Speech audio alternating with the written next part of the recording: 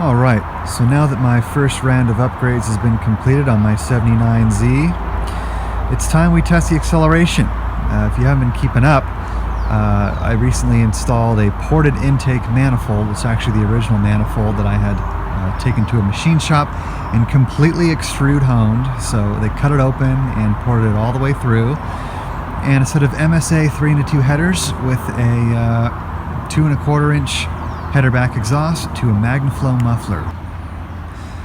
I'll be making a separate video on exhaust sound, but it's a 19-inch oval MagnaFlow muffler with a 3¼ inch resonated tip.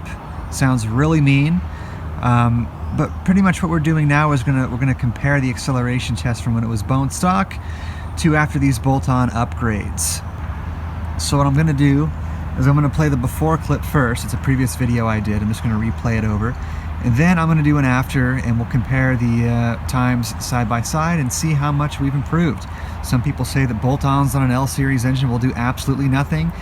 Other times people say that it completely wakes the engine up. So this is just a stock block, N47 block and N47 head, low compression, yada yada yada. So nothing special going on inside, but we're going to see how much we've improved. So let's get to it. Also, this car is equipped with 205/70 size tires. Stock is 195/70. So the speedometer at 60 is actually going to read a bit slow, so we'll have to keep that in mind for the time.